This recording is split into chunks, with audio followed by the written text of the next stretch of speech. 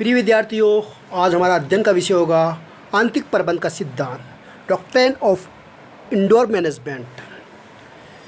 सिद्धांत का अर्थ जानने के बाद हम देखेंगे आंतरिक प्रबंधन के सिद्धांत का महत्व, इम्पोर्टेंस क्या है।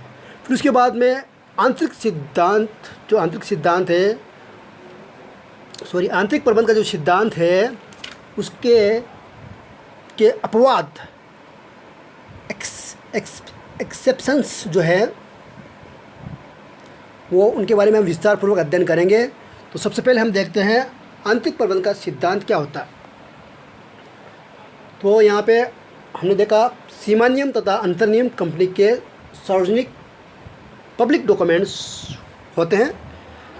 कंपनी के साथ व्यवहार करने वाले प्रत्येक व्यक्ति को से ये आशा की जाती है, ये उम्मीद की जाती है कि वे प्रलेख को, जो डॉक्यूमेंट्स है को पढ़ लिया है, सुन लिया है अथवा समझ लिया है।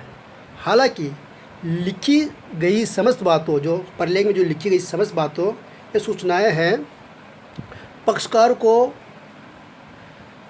कभी पढ़ा है या नहीं पढ़ा है उससे मतलब नहीं है, लेकिन ये मान के चला जाता है कि इन प्रलेखों को पढ़ लिया गया है अथवा सुन लिया गया है अथवा समझ लिया गया है। तो इस प्रकार आंतरिक प्रबंधन सिद्धांत का प्रतिपादक रॉयल ब्रिटिश बैंक बनाम ट्रकवार्ड के मामले में किया गया था। अब ट्रकवार्ड नियम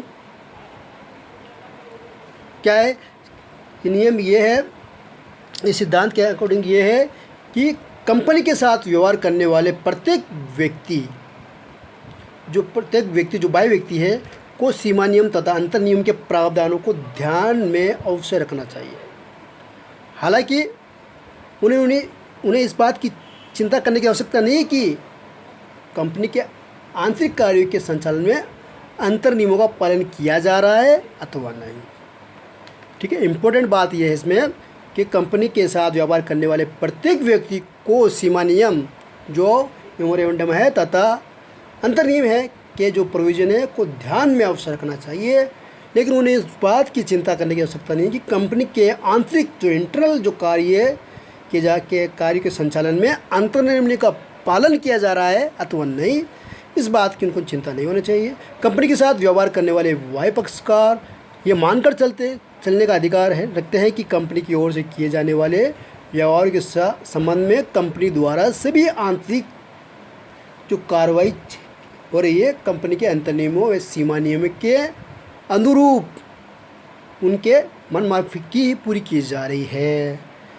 ठीक है, अब यहाँ पे इम्पोर्टेंट बात यह है, यदि कंपनी अंतर नियमों में कोई दी गई व्यवस्था है या प्रक्रिया है, यदि अंतर नियमों में कोई व्यवस्था या प्रक्रिया का पालन नहीं करती है, कंपनी नहीं करती है, तो बाह्य पक्षकारों के अधिकारों पर कोई विपरीत प्रभाव नहीं पड़ता है। ये इम्पोर्टेंट है। अंतर नियमों की व्यवस्था का पालन ना कर होने की दशा में कंपनी तथा कंपनी के संचालक जो डायरेक्टर है या कंपनी है उनको क्या ठहराया जाएगा? उत्तरदायी ठहराया जाएगा। तो यहाँ पे सिंपल, अंतर नियम की व्यवस्था का पालन ना होने की दशा में कंपनी तथा कंपनी के संचालक उत्तरदायी ठहराए जा सकते हैं। अब यहाँ पे इम्पोर्टेंट बात यह है कि रॉयल ब्रिटिश बैंक बनाम ट्रकवार्ड का मामला क्या था। ट्रकवार्ड का नियम जो है उसका मामला क्या था, उसमें हम एक बार उसके ऊपर देखते हैं, नज़र डालते हैं। तो यहाँ पे इसमें बैंक के अंतर नियमों में व्यवस्था की गई थी कि कंपनी के साधारण सभा में संकल्प पारित करके बैंक के संचालक बॉन्ड्स पर ऋण प्राप्त कर सकते हैं। ठीक है, किस पर ऋण प्राप्त कर सकते हैं? बॉन्ड पर ऋण प्राप्त कर सकते हैं। किंतु बैंक के संचालकों ने साधारण सभा में संकल्प पारित किए बिना ही वादी से बॉन्ड पर क्या कर लिया? ऋण ले लिया। संकल्प पारित किए बिना ही बॉन्ड पर क्या ले लिया? ऋण ले लिया। जब वादी ने ऋण भुगतान की मांग की तो कंपनी के अंशधारियों की ओर से ये तर्क दिया गया कि उन्हें कभी बॉन्ड्स जारी करने का संकल्प पारित नहीं किया था। तो इस प्रकार ये मामला हुआ। कंपनी इस ऋण का भुगतान करने के लिए उत्तरदायी, रेस्पॉन्सिबल नहीं है। फिर मामला कहा गया न्यायालय, न्यायालय ने इस तर्क को नहीं माना, इस अर्क को नहीं माना तथा डिसीजन दिया कि कंपनी ऋण चुकाने के लिए बाध्य है, क्योंकि कंपनी अंतर नियमों के संचालकों द्वारा ऋण लेने संबंधी अधिकार की व्यवस्था है, क्योंकि कंपनी के अंतर नियमों में संचालकों द्वारा ऋण लेने संबंधी अधिकार की व्यवस्था है। अतः वादी को ये मानने का अधिकार था कि संचालकों ने ऋण लेने से पूर्व सभी आवश्यक कार्रवाई पूर्ण रूप से कर ली होगी। तो इस प्रकार ये मामला हुआ, तो फेमस है, बहुत एग्ज़ाम में भी इसका इम्पोर्टेंस है, क्वेश्चन बार बार उससे संबंधित पूछा जाता है। रॉयल ब्रिटिश बैंक बनाम डकवर्थ मामला क्या है यहाँ पे ये। अब यहाँ पे जो आंतरिक प्रबंधन का जो सिद्धांत है उसका महत्व क्या है, इम्पोर्टेंस। सबसे पहले सीमानी में अंतर नियमों को पढ़ा या समझा माना जा सकता है, किंतु कंपनी की आंतरिक कार्रवाई की जानकारी करना अत्यंत कठिन कार्य है, बहुत ही कठिन कार्य है। कंपनी के आंतरिक कार्रवाई क्या हो रहा है, क्या नहीं हो रहा है, आंतरिक इंटरनल, ये जानना कठिन कार्य है। इसलिए आंतरिक कार्रवाई बाहरी लोगों के लिए खुली नहीं होती है। तो इस कारण से भी इसका इम्पोर्टेंस है किसका, आंतरिक प्रबंध के सिद्धांत का। तो यहाँ पे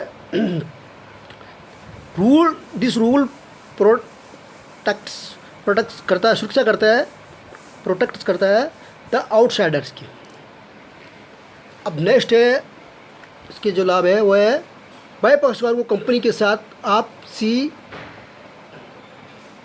आसानी से व्यवहार करने की सुविधा प्रदान करता है। कौन सा सिद्धांत, ये जो आंतरिक प्रबंध का सिद्धांत है वो क्या करता है, बाह्य पक्षकार को कंपनी के साथ आसानी से व्यवहार करने की सुविधा प्रदान करता है। It help smooth and easy working of the business. ठीक है, क्या करता है, हेल्प करता है smooth and easy working of A business. इसके अलावा लास्ट स्टेज में ये सिद्धांत के कारण कई लोग कंपनी के साथ लेन देन करने का साहस हिम्मत करते हैं। किसके कारण, आंतरिक प्रबंध के सिद्धांत के कारण कंपनी के साथ ट्रांजैक्शन या लेन देन करने का साहस कर लेते हैं।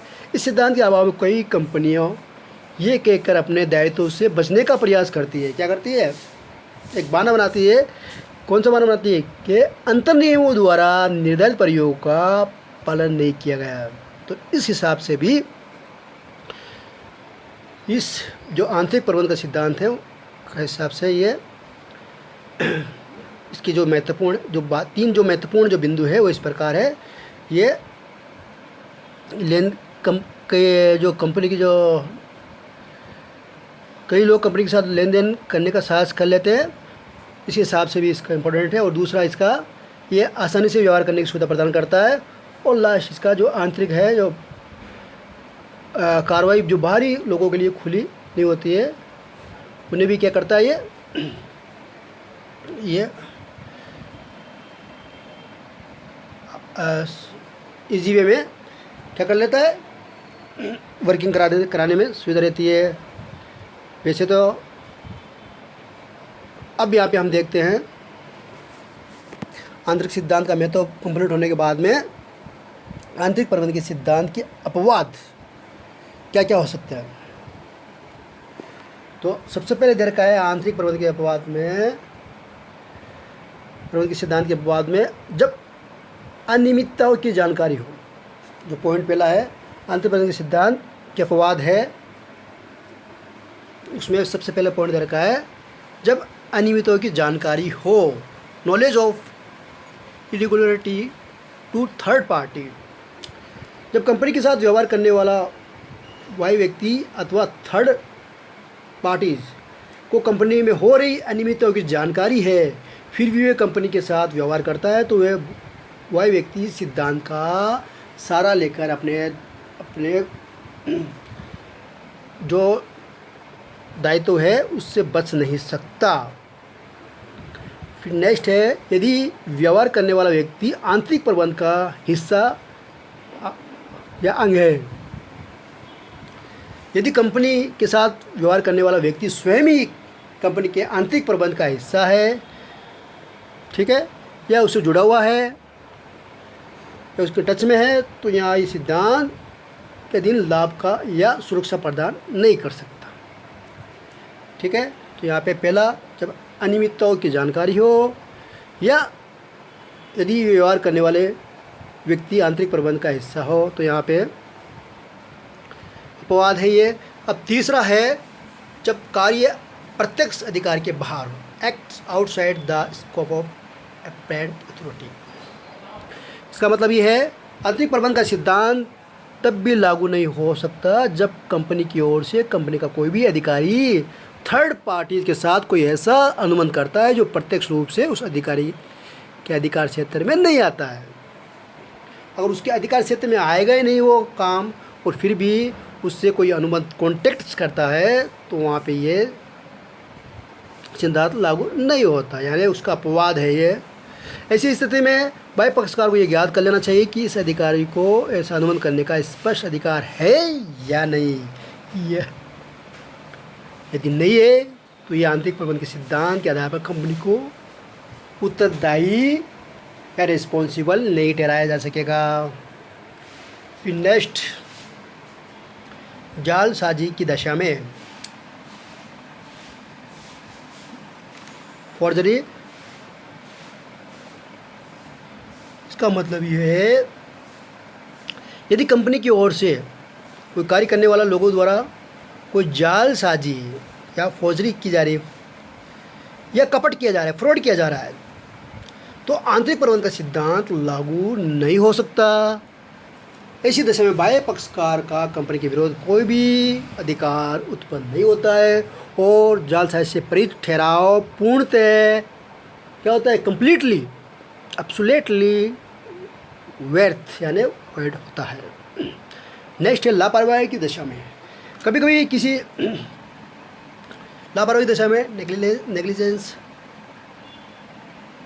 इसका मतलब ये है, कभी कभी किसी सौदे में हो रही अनियमितताओं की जानकारी आवश्यक जांच पड़ताल या छानबीन करने की कभी कभी किसी सौदे में हो रही अनियमितताओं की जानकारी आवश्यक जांच पड़ताल या छानबीन करके की जा सकती है, लेकिन अगर ऐसा बाह्य पक्षकार उसकी जानकारी या छानबीन करने में लापरवाही केयरलेस करता है, तो इस सिद्धांत के अधीन संरक्षण प्राप्त नहीं हो सकता। सिंबल कि क्या होता है इसमें, यदि है कोई सौदा किया जा रहा है उसमें अनियमितताओं की जानकारी करना आवश्यक है और छानबीन करना आवश्यक है, जांच पड़ताल करना आवश्यक है, फिर भी बाह्य पक्षकार उसकी जानकारी या छानबीन करने में लापरवाही करता है, तो वह इस सिद्धांत के अधीन संरक्षण प्राप्त नहीं कर सकता। फिर नेक्स्ट, अंतर्नियमों की जानकारी न होने की दशा, नो नॉलेज ऑफ आर्टिकल्स।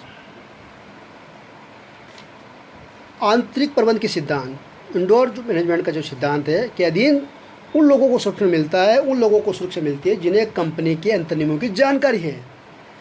यदि कोई व्यक्ति कंपनी के अंतर्नियमों की जानकारी के बिना कंपनी के साथ लेन देन ट्रांजैक्शन करता है या अनुबंध कॉन्ट्रैक्ट करता है, तो उस सिद्धांत के अधीन संरक्षण की मांग नहीं कर सकता। फिर इसके बाद में, जब जांच पड़ताल करना आवश्यक हो, इंक्वायरी इज एसेंशियल। कुछ परिस्थिति ऐसी होती है जब किसी बाह्य पक्षकार द्वारा कंपनी के आंतरिक प्रबंध की जांच पड़ताल करना क्या है, कंपलसरी है, समझा जाता है। एग्जाम्पल के लिए, जब कोई अनुबंध किया जा रहा है जो बहुत ही महत्वपूर्ण है, बहुत ही इम्पोर्टेंट है, कॉन्ट्रैक्ट किया जा रहा है और बहुत बड़ी अमाउंट का है, तो वहाँ बाह्य पक्षकारों को ये आशा की जाती है, एक्सपेक्ट किया जाता है कि वे कंपनी के आंतरिक प्रबंध के संबंध में 100% जानकारी प्राप्त कर ले तथा ये देख ले कि समस्त कार्रवाई अंतर्नियम के अनुरूप हो रही है या नहीं। फिर नेक्स्ट, जब अनुबंध कंपनी के व्यवहार से असंगत हो, where the contract is a inconsistent, इसका मतलब ये है असंगत हो। यदि कोई बाह्य पक्षकार कंपनी के साथ कोई ऐसा व्यवहार करता है जो कंपनी के सामान्य व्यवसाय से असंगत हो तो थर्ड पार्टी को अनुमोदन करने से पूर्व भली भांति जांच पड़ताल कर लेनी चाहिए। सामान्य व्यवसाय में मेल न खाने की वाले अनुबंधों से कंपनी इस सिद्धांत के अधीन उत्तरदायी नहीं ठहराई जा सकती। ठीक है, जब अनुबंध करने के व्यवहार से क्या हो, असंगत हो, तो यहाँ पे मेल नहीं खाती है तो अनुबंध इस सिद्धांत को कंपनी को इस सिद्धांत के अधीन उत्तरदायी नहीं ठहरा सकता जब तक कि अनुबंध सीमा नियम या अंतर नियम के क्षेत्र को स्पष्ट रूप से मेल नहीं आता हो। अब सेकंड लास्ट है, जब कार्य प्रारंभ से ही व्यर्थ हो। जब कार्य क्या है, व्यर्थ है, जब कार्य प्रारंभ से ही व्यर्थ है, यदि कोई कार्य कंपनी के अधिकारों के बाहर होने के कारण प्रारंभ से ही क्या है, व्यर्थ है, कोई भी आंतरिक प्रबंध के सिद्धांत के अधीन संरक्षण प्राप्त नहीं कर सकता। सिंपल, इसके बारे में हमने पिछले वीडियो में भी अध्ययन किया था। अब लास्ट है, जब कार्य कंपनी अधिनियम द्वारा वर्जित हो, कॉन्ट्रैक्ट या एक्ट्स प्रोहिबिटेड बाय एक्ट। यदि कोई व्यक्ति किसी कंपनी के साथ कोई ऐसा कार्य करने का अनुमोदन करता है, कॉन्ट्रैक्ट करता है जिसे कंपनी अधिनियम के अनुसार किया ही नहीं जा सकता, ठीक है, तो अनुबंध का पक्षकार इस सिद्धांत के अधीन संरक्षण प्राप्त नहीं कर सकता। तो इस प्रकार यहाँ पे आंतरिक प्रबंध के सिद्धांत का अर्थ, डॉक्ट्रिन ऑफ इंडोर मैनेजमेंट, इसका महत्व और आंतरिक प्रबंध के सिद्धांत के अपवाद जो एक्सेप्शन है वो 1 से लेकर 10 उसका अध्ययन हुआ यहाँ पे। अब नेक्स्ट वीडियो में हम देखेंगे, हालांकि सिद्धांत जो 10 है वो पूरे हो गए हैं। अब नेक्स्ट वीडियो में हम नया टॉपिक के साथ में मिलेंगे। Okay, thank you.